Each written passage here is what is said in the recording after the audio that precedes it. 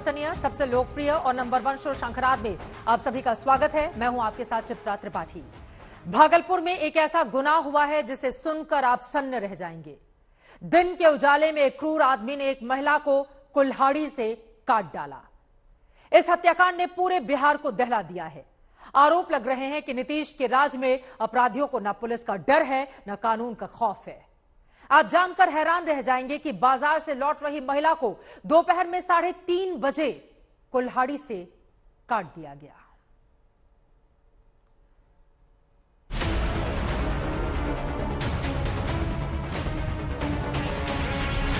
ऐसी दरिंदगी जिसने पूरे बिहार को दहला दिया है, ऐसा गुनाह जो सिहरन पैदा करता है। क्या सोच सकते हैं आप कि दिन के उजाले में राह चलती महिला को कोई सिरफिरा कुल्हाड़ी से काट दे, उसके शरीर पर कुल्हाड़ी से अनगिनत वार करे और मार डाले। जी हाँ, खबर भागलपुर के पीरपैती की।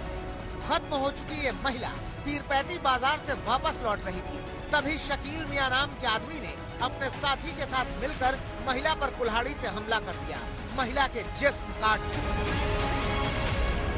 पैदल आ रही थी, बस उसी जगह उसका बसा है, रास्ते पर पहाड़वा पर उसका बसा है, रोड के ऊपर में।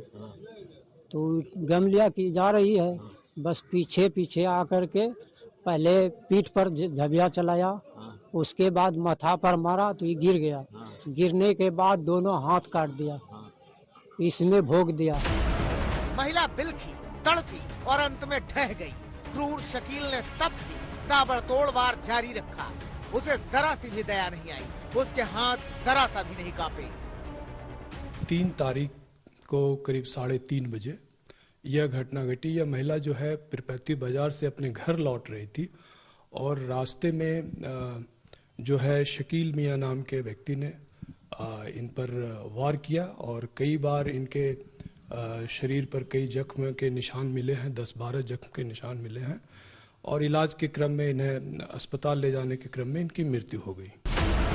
शकील ने महिला के अलग अलग अंगों पर कुल्हाड़ी बरसाई।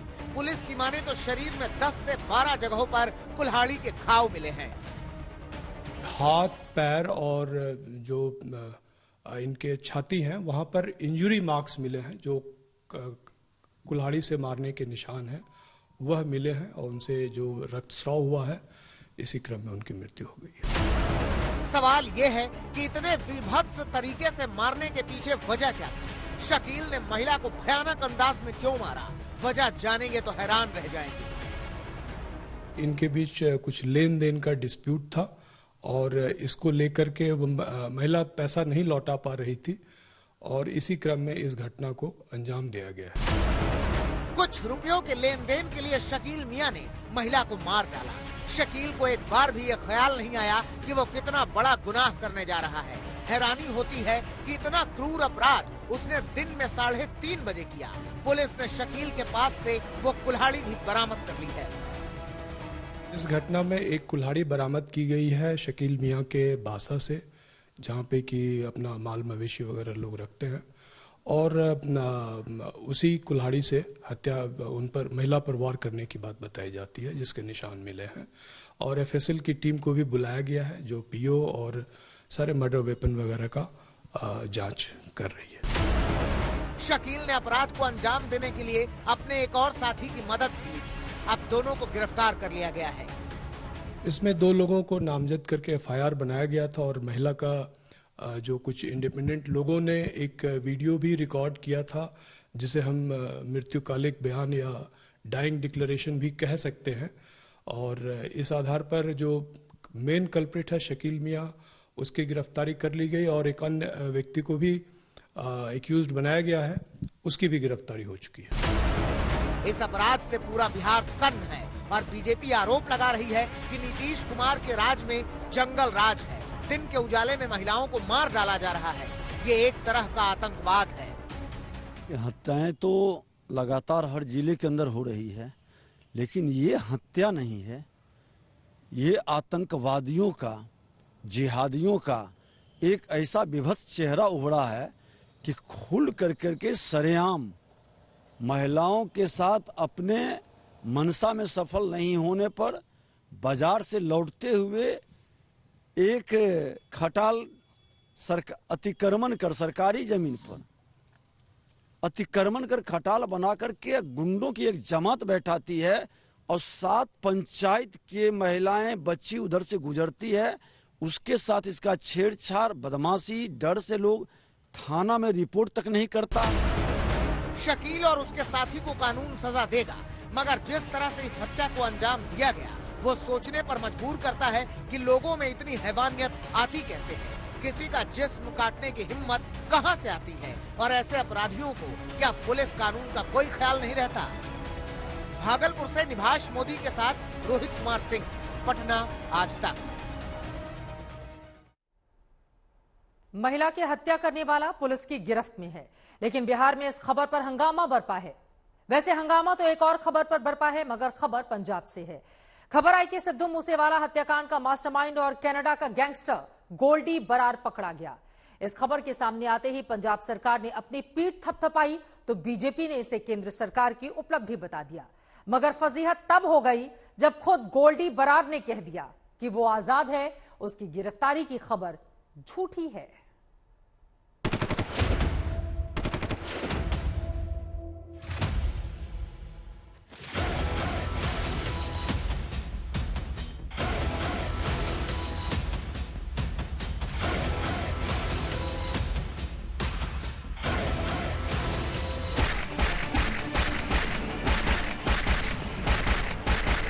एक ऐसा अपराधी जो अपने कारनामे से कुख्यात है।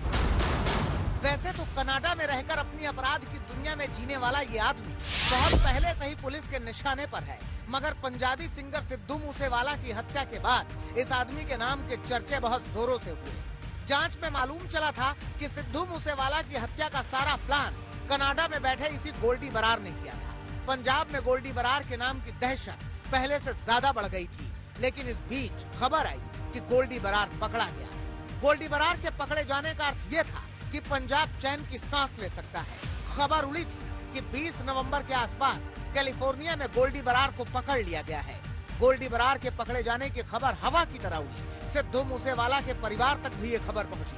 मूसेवाला के चाचा ने खुशी जताई। ਵਧੀਆ ਚੰਗੀ ਗੱਲ ਆ ਜੀ, ਕੋਈ ਆ ਰਹੀ ਹੈ ਤਾਂ ਅਸੀਂ ਤਾਂ ਆਪ ਇਹੀ ਚਾਹੁੰਦੇ ਸੀ ਵੀ ਜਿੰਨਾ ਛੇਤੀ ਇਹਨਾਂ ਨੂੰ ਫੜ ਕੇ ਇੱਧਰ ਲਿਆਣਾ ਜਾਵੇ ਉਨਾ ਹੀ ਚੰਗਾ। मगर सिद्धू मूसेवाला के पिता ने कहा कि खबर तो अच्छी है, मगर वो ऑफिशियल अनाउंसमेंट का इंतजार कर रहे हैं। ਆਸਟ੍ਰੇਲੀਆ ਗਵਰਨਮੈਂਟ ਨੇ ਉਹਦਾ $1 ਮਿਲੀਅਨ ਇਨਾਮ ਰੱਖਿਆ ਔਰ 6 ਦਿਨਾਂ ਦੇ ਵਿੱਚ ਉਹ ਬੰਦਾ ਫੜਿਆ ਗਿਆ। ਮੈਂ ਵੀ ਇਸ ਤਰ੍ਹਾਂ ਹੀ ਚਾਹੁੰਦਾ ਕਿ ਮੇਰੀ ਸਰਕਾਰ ਸੈਂਟਰ ਗਵਰਨਮੈਂਟ ਖਾਸ ਕਰਕੇ ਉਸ ਤਰ੍ਹਾਂ ਦਾ ਇਨਾਮ ਘੋਸ਼ਿਤ ਕਰੇ ਗੋਲਡੀ ਬਰਾੜ ਦੇ ਉੱਤੇ। ਔਰ ਮੈਂ 2 ਕਰੋੜ ਰੁਪਈਆ ਟੈਕਸ ਦਿੰਦਾ ਸਾਲ ਦਾ। ਜੇ ਗਵਰਨਮੈਂਟ ਨੂੰ ਲੱਗਦਾ ਫਿਰ ਵੀ ਸਾਡੇ ਕੋਲੇ ਤਾਂ ਹੈ ਨਹੀਂ, ਹੱਥ ਖੜੇ ਆ, ਤਾਂ ਮੈਨੂੰ ਦੱਸਣ, ਮੈਂ ਪੈਸੇ ਦੇਊਂਗਾ। ਪਰ ਮੈਂ ਚਾਹੁੰਦਾ ਵੀ ਗਵਰਨਮੈਂਟ ਰਿਵਾਰਡ ਹੈ ਜਿਹੜਾ ਅਨਾਉਂਸ ਕਰੇ। इसी बीच गोल्डी बरार के पकड़े जाने की खबर सीएम भगवंत मान तक भी पहुंची। मैं being a head of state ये बता रहा हूँ कि जो कनाडा में एक बहुत बड़ा गैंगस्टर बैठा था जो सब गैर सामाजिक कार्रवाइयां करवा रहा था, पैसे भेज रहा था या कुछ भी, गोल्डी बराड़, उसको अमेरिका में डिटेन कर लिया गया है। हम पंजाब की सोशल बॉन्डिंग को टूटने नहीं देंगे। पंजाब की सोशल बॉन्डिंग इतनी मजबूत है, इसको तोड़ने की बहुत बार कोशिश की गई है दुश्मनों द्वारा, नहीं टूटेगी। भगवंत मान ने जैसे ही कहा कि गोल्डी बरार पकड़ा गया, वैसे ही बीजेपी सामने आ गई। पंजाब बीजेपी की ओर से केंद्र सरकार और गृह मंत्रालय को बधाइयां प्रेषित की जाने लगी। देश के गृह मंत्री श्री अमित शाह जी और केंद्रीय एजेंसियों को इस बात की बधाई देता हूं कि उन्होंने एक नामी गैंगस्टर को कैलिफोर्निया में गिरफ्तार करवाने का काम किया। ये एक बहुत बड़ी उपलब्धि है। और जिस तरह से गोल्डी बरार पंजाब में आतंकवादियों के साथ मिलकर, देश विरोधी शक्तियों के साथ मिलकर पूरे पंजाब में एक आतंक का माहौल पैदा कर रहा था, एक गैंगस्टर और जो टेरर और गैंगस्टर नेक्सस है उसको चला रहा था। इतना ही नहीं, बीजेपी भगवंत मान को नसीहत देने लगी कि इतना बड़ा काम पंजाब की सरकार ने नहीं किया, बल्कि केंद्र की सरकार ने किया है। बड़ी मजेदार बात यह है, मैं अभी सुन रहा था कि पंजाब के मुख्यमंत्री श्री भगवंत मान जी कह रहे हैं कि यह पंजाब पुलिस ने किया, और पंजाब सरकार कैलिफोर्निया की सरकार के साथ राब्ता कायम कर रही है। अब मैं इससे क्या कहूं? एक मुख्यमंत्री को यह नहीं पता कि जिस दूसरे देश से अगर कोई वार्ता होती है, कोई बात होती है, तो उसको केंद्रीय एजेंसियां करती हैं। अभी गोल्डी बरार को पकड़ने का श्रेय लेने की होड़ ही लगी थी कि गोल्डी बरार की ओर से एक और नया धमाका कर दिया गया कि वो तो पकड़ा ही नहीं गया। पंजाब के एक पत्रकार को गोल्डी बरार ने बताया कि ना तो मैं गिरफ्तार किया गया हूं, ना मुझे डिटेन किया गया है, और मेरी गिरफ्तारी की सारी खबरें झूठी हैं। अब जब गोल्डी बरार की ओर से कहा गया कि वो गिरफ्तार नहीं है, तो फिर सवाल उठा कि ये खबर आई कैसे और खबर की पुष्टि किसी ने क्यों नहीं की। सीएम भगवंत मान जो कोई बयान दिंदे है, लोगों को सीएम के बयान ते विश्वास होना चाहिए है। घट तो घट 100 बार हो गया भगवंत मान ने क्या कुछ है ते रियलिटी कुछ है। होना की है, जिस तरीके ना बयान दिते कि मैं भगवंत मान ने गुजरात इलैक्शन कि मैं FBI नाल गल करके अरेस्ट कराया, ये कराया, एडा वड्डा झूठ। मैंने लगता है कि उन्हें शर्म आनी चाहिए है कि एज ए झूठ चीफ मिनिस्टर बन के एज ए झूठ बोल रहा है। जो कलाकार सी पहले या होर सी उदों गल्लां होर सी, हुण एक जिम्मेवारी दी पोजीशन है। गोल्डी बरार A+ कैटेगरी का गैंगस्टर है। कोर्ट ने उसे भगोड़ा घोषित किया हुआ है और उसके खिलाफ रेड कॉर्नर नोटिस जारी है। जाहिर सी बात है कि उसका पकड़ा जाना जरूरी है, मगर सवाल ये है कि गोल्डी बरार के गिरफ्तार होने की खबर उड़ी कैसे। मंजीत सहगल, चंडीगढ़, आज तक। आगे बढ़ते हुए अब बात हिमाचल प्रदेश की करेंगे, जहां पर एग्जिट पोल में कांग्रेस और बीजेपी के बीच कांटे की टक्कर दिख रही है। एग्जिट पोल के मुताबिक वहां कांग्रेस सरकार बना सकती है। ऐसे में नतीजे आने से पहले ही कांग्रेस अपने प्रत्याशियों को छिपाने की तैयारी कर रही है। सूत्रों की माने तो उन्हें प्रदेश से बाहर ले जाने की तैयारी तेज हो गई है।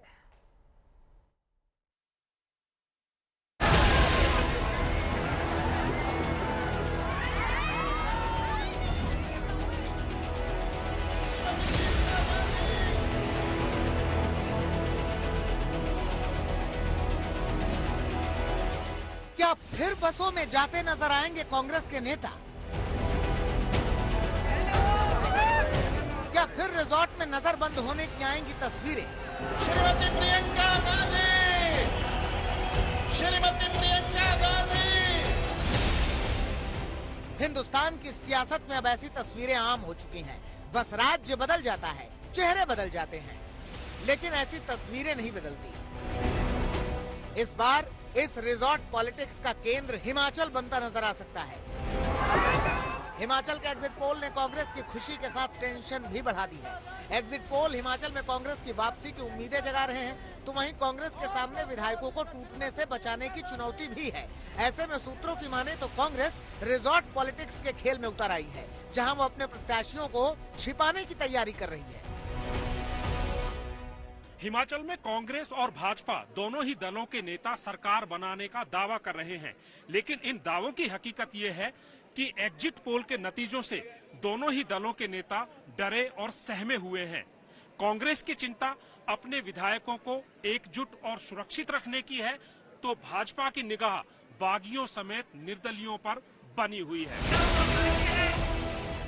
खबरों की माने तो हिमाचल में विधायकों को टूट से बचाने के लिए कांग्रेस के केंद्रीय नेतृत्व ने एक बार फिर छत्तीसगढ़ पर भरोसा किया है। मुख्यमंत्री भूपेश बघेल और राज्यसभा सदस्य राजीव शुक्ला सहित प्रदेश के अन्य नेताओं को विधायकों की टूट को रोकने का जिम्मा सौंपा गया है। दरअसल हिमाचल प्रदेश में छत्तीसगढ़ के स्वास्थ्य मंत्री TS सिंहदेव की बहन आशा कुमारी भी चुनाव लड़ रही हैं। ऐसे में कांग्रेस के लिए सबसे सुरक्षित राज्य के रूप में छत्तीसगढ़ उभर कर सामने आया है। राज्यसभा चुनाव के समय हरियाणा के विधायकों और झारखंड सरकार पर संकट के दौरान वहां के विधायक नवा रायपुर के मेफेयर रिजॉर्ट में आकर रुके थे। हिमाचल में चुनावी नतीजे भले ही 8 दिसंबर को आएंगे, लेकिन एग्जिट पोल के बाद से ही राजनीतिक पारा हिमाचल में गरमाने लगा है। कांग्रेस की चिंता अपने विधायकों को सुरक्षित रखने की है। भले ही नेता कुछ ना बोले, लेकिन राजस्थान या छत्तीसगढ़ इन विकल्पों पर विचार होने लगा है। तो वहीं भाजपा की निगाह बागियों समेत निर्दलियों पर जमी हुई है। हालांकि कांग्रेस के पास एक विकल्प राजस्थान का भी है, लेकिन वहां राहुल गांधी भारत जोड़ो यात्रा पर है। ऐसे में आला कमान यात्रा में व्यस्त है, जिसे देखते हुए प्रत्याशियों पर नजर रखने का काम छत्तीसगढ़ को सौंपा जा सकता है। और मोमेंटम हिमाचल का इतिहास रहा है कि वहां हर चुनाव में सत्ता परिवर्तन होता है। हिमाचल प्रदेश का एग्जिट पोल कुछ इसी ओर इशारा कर रहा है। इंडिया टुडे एक्सिस माई इंडिया के एग्जिट पोल में जो आंकड़े सामने आए हैं, उसमें कांग्रेस वापसी करती दिख रही है। एग्जिट पोल के मुताबिक कांग्रेस को 30 से 40 सीटें मिलने का अनुमान है, जबकि बीजेपी को 24 से 34 सीटें मिल सकती हैं। हिमाचल में बहुमत का आंकड़ा 35 है। एग्जिट पोल के मुताबिक यहाँ कांटे की टक्कर है। ऐसे में कांग्रेस के नेताओं के चेहरे चमके हुए हैं, वहीं बीजेपी नतीजों के इंतजार की बात कर रही है। हिमाचल में बारी भी हमारी थी, लेकिन हमारे लोगों ने बड़े एकजुट होकर के काम किया और भाजपा में बड़ा झगड़ा था जो पहले कभी कांग्रेस में होता था। और फिर दूसरी बात यह है कि हिमाचल के साथ भाजपा ने बड़ा बुरा किया। वहां सबसे ज्यादा बेरोजगारी, उस पर जो है ये अग्निवीर योजना लागू हुई, उससे जो है हिमाचली सेंटिमेंट पर बड़ी भारी चोट पहुंची। एक्स सर्विसमैन जो बीजेपी के साथ खड़ा था पहले, वो लौट करके कांग्रेस के साथ आया और कई और फैक्टर भी काम किए। वीरभद्र सिंह जी के साथ लोगों की एक सेंटिमेंटल वो थी, अटैचमेंट था, उसने भी कांग्रेस की अपर हिमाचल में बड़ी भारी मदद की। तो ये सब फैक्टर्स ऐसे थे जिससे मैं बिल्कुल कॉन्फिडेंट हूं कि हम 40 से ऊपर सीटें हिमाचल में जीतने जा रहे हैं और हमारी सरकार बनने जा रही है। ये आकलन है और मैं उसमें देख रहा था कि जो सैंपल साइज भी मैं देख रहा था कि वो बहुत ज्यादा नहीं है। मैं किसी टिप्पणी पर जाना नहीं चाह रहा हूं। उसमें आकलन है। परिणाम 8 तारीख को आएगा और जब परिणाम होगा तो सरकार भाजपा की होगी, निश्चित रूप से होगी हिमाचल प्रदेश में। हमारी अपनी असेसमेंट भी, जो इंटरनल असेसमेंट है, उसमें भी एक बात आ रही है कि भारतीय जनता पार्टी हिमाचल प्रदेश में सरकार बनाएगी। भले ही हिमाचल में मुकाबला कड़ा हो, कांग्रेस के सामने उम्मीदें हों, लेकिन ये उम्मीदें ही कांग्रेस के लिए टेंशन लेकर आई हैं, जिन्हें लगता है कि कहीं उनके विधायक टूट न जाएं। ऐसे में विधायक बनने से पहले ही प्रत्याशियों को बचाने की तैयारियां रिजल्ट आने से पहले ही शुरू हो गई हैं। सत्येंद्र चौहान के साथ आज तक ब्यूरो। उधर कल से होने वाले संसद के शीतकालीन सत्र से पहले केंद्र सरकार ने आज सर्वदलीय बैठक बुलाई। इस बैठक में रक्षा मंत्री राजनाथ सिंह, संसदीय कार्य मंत्री प्रहलाद जोशी, टीएमसी सांसद डेरेक ओब्रायन समेत कई वरिष्ठ नेता मौजूद रहे। सरकार का प्रतिनिधित्व रक्षा मंत्री राजनाथ सिंह और राज्यसभा में सदन के नेता पीयूष गोयल ने किया। इस बैठक में दोनों सदनों को सुचारू रूप से चलाने को लेकर चर्चा की गई। इसके अलावा विपक्षी नेताओं ने केंद्र सरकार के सामने कई मांगे उठाई। कांग्रेस अध्यक्ष खड़गे एक दिन चुनाव आयोग की नियुक्ति को लेकर सवाल उठाया। इसके साथ ही कांग्रेस ने ईडब्ल्यूएस का मसला भी उठाया। वहीं टीएमसी ने बेरोजगारी के मुद्दे पर संसद में चर्चा की मांग की है। हिंदुस्तान में आज जो माहौल पैदा हुए हैं, जहां जुडिशियरी के साथ सरकार की टकराव, बेजा इस्तेमाल किया जा रहे हैं, सारे सरकारी जो प्रतिष्ठान है बेजा इस्तेमाल किए जा रहे हैं, और ये सब चीज आपकी जानकारी में है। हम ये भी मुद्दा उठाना चाहते हैं कि चाइनीज बॉर्डर में, इंडो चाइना बॉर्डर में स्थिति क्या है। सरकार इसमें सदन के अंदर एक चर्चा कराएं, बहस कराना जरूरी है, क्योंकि ये एक मुद्दा जो है, हमें इसके बारे में सही ढंग से जानकारी नहीं दिया जाते हैं। चेयरमैन से अनुमति से हम किसी भी मुद्दे पर क्यों ना हो, हम चर्चा करने के लिए तैयार है। कुछ सुझाव उन लोगों के तरफ से, अपोजिशन तरफ से आए हुए हैं, हमने नोट किया है बीएसी में हम चर्चा करेंगे। चर्चा करके जिस मुद्दे पर, जिस विषय पर स्पीकर साहब और चेयरमैन साहब अनुमति देंगे उसके ऊपर चर्चा होगा। और बहुत डिटेल में 2.5 घंटे से ज़्यादा हमारा चर्चा हुआ है। और out of 47 party 31 parties have participated. आज तक HD सबसे तेज सबसे ज्यादा।